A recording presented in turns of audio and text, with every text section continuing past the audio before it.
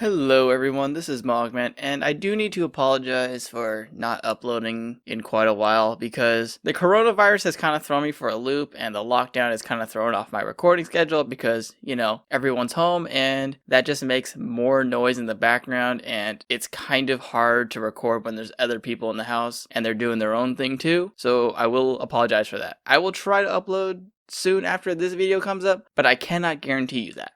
Now, this video that I'm showing you right now is basically how to make money by just buying stuff from certain shops in RuneScape. Now, let me premise that you do need membership and certain quests to do this properly, because certain shops you will not have access to unless you finish certain quests. Now, let's start off with meat shops. There are two that I go to. There are other ones, but they don't give you that much supply. Now the two that I go to one is in Uglog, the second one is in Canifis. Now requirements are pretty much the same as before.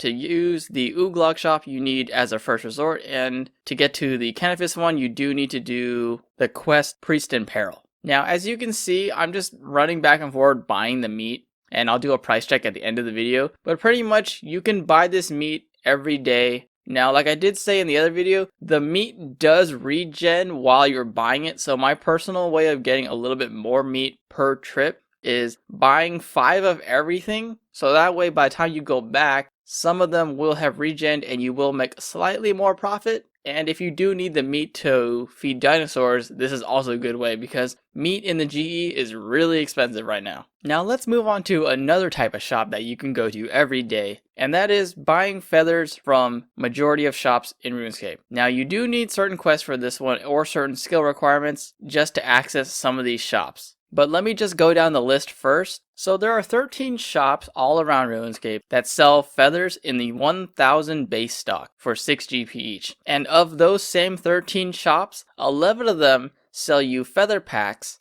that equate out to 7.5 GP per feather because you're buying them as a 10k pack. Now, the 13 shops that you can go to, there's one in Draenor Manor, which is Ava's shop. You do need a quest for that. Now, there are technically 2 feather shops on Miscellanea, but one is on the Etceteria side of the island. So after you buy the Miscellanea side, run east and you will get to the Etceteria side. And then you buy all the feathers there. You do need the quest for that one, but you should have already done that to even get access to this island, so that won't be much of an issue. Now another area you can go to is Shiloh Village. You do need a quest for that one. It's called the Shiloh Village quest. There's another shop in Fishing Guild. You need 68 fishing just to get access to that. Now I'm not entirely sure if you do need to fill a requirement to use the Releka shop. There's another shop in Port Sarim. There's no requirement for that. There is a shop in Uglog, but you will have already gotten that if you did as a first resort. There's another shop in Lumbridge, north of the Lodestone. There's no requirement for that one. There should be a requirement for the Menephos one because to access that area, it's usually locked out to strangers unless you've done a basic quest. There is another shop at Shantae by Shantae's Pass. He does not need a requirement from what I know of. And the last shop that you can buy feathers at is Anachronia. But this one doesn't sell the packs, so I usually don't go out there very often unless I'm doing something else while I'm there. Now, if you do this properly, you can get over 100,000 feathers per day, but there is one thing you do need to note is that while the normal base 1000 feathers does respawn on reset, the feather packs do not, and they take 24 hours for the 5 packs to regen from the first time that you bought them from that particular shop. So say for instance, the first shop would be 24 hours, but if you bought from the last shop and you took a little bit longer to get there, it would not obviously be 24 hours and you would have to wait a little bit to buy those 5 feather packs. Now, one key tip for me is I actually have a little note saying where the shops are, and another key tip for you if you're gonna do this, I like to go from one side of the map to the other and then north to south. That way I can actually determine I've been to this lodestone, I've been to this teleport, I've used, my Luck of the Dwarfs to teleport to Miscellanea, and then so on and so forth. Like, which shops you've been to, going from left to right, up to down, or however you want to do it, whatever your system works. Now let's move on to the last store that you can buy stuff, and that is the ruin shops. Now, you do need quite a few quests, at least partially completed, to even access this stuff. So if you don't want to do these ruins, you don't have to, but it can be quite profitable if you do choose to sell the ruins, because on the Grand Exchange, certain ruins are very expensive. Like, for instance, for whatever reason, fire ruins are selling drastically higher than their store price. When I did a little research before I made this video, I think they were selling for around 78 GP versus 17 GP from the shop, so you were making quite a decent chunk of profit if you just bought and sold the ruins every day. Now, like I did say before, you do need quite a few quest requirements, which is why I don't entirely recommend doing this method, just because some people don't like questing, even though the endgame rewards can be good. But anyways, let me go over the shops where you can go. There's one on Lunar Isle. You do need to do Lunar Diplomacy, at least part of it. There's one in the Magic Guild. You need 66 Magic just to enter that one. There's one in Al-Kharid, Ali's shop, but you do need to do Rogue Trader to access this. There's another shop in the Major Arena, which is in the Wilderness, but you can just use the Edgeville teleport lever to get there.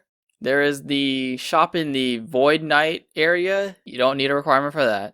Now, you do need to do a mini quest for the next shop, which is in the Abyss. The shop seller, he does sell some ruins before you do a mini quest, but after you do it, he sells you a lot more. So you do need to do that mini quest first. Now, there is another seller in Birthrope. They don't sell you the max amount of ruins, which is 1,000, but it can give you a little decent chunk of profit if you go there. There's another shop in Varrock. He doesn't sell the 1,000 either. And then you can also go to the Port Sarim shop. She does not sell 1,000 either.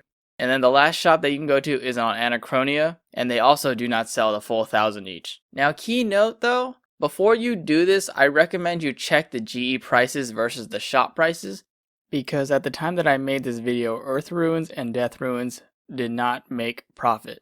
Now, there is one last store I do need to mention, and that is the one on Ape Battle. I did not go to that one because I find it kind of annoying, and you do need to do part of Monkey Madness just to get to this shop, so it's not really worth it in my opinion. And now it's time for the price check. As you can see, based on the current GE prices that I recorded this, the total price check is 5.6 million. Comparing that to the 3 million that I technically started with to buy all the meat, the feathers, and the ruins. So, based on these prices alone, if I did this every day for a month, I'd make over 60 mil profit. Now, this price check is entirely dependent on the current GE prices, which can fluctuate greatly depending on the ruins and the meat itself. But based on this information alone, you will make profit every single day you buy this meat and the ruins, because they sell so much less than what the GE is selling for. One last thing before I end this video, you don't have to follow the exact route that I went in this video. I was just kind of going willy-nilly and kind of out of order, just showing you where all the shops are. You can make your own decision on which shop to go to first, how to teleport there, yada yada yada. There is a guide on the wiki if you want to follow that guide, but as long as you get to every shop, you'll still make the profit. Anyways guys, this has been your fellow RuneScaper Moehawkman. Have a nice day everyone, be kind to one another, be safe because of coronavirus. Peace out everyone.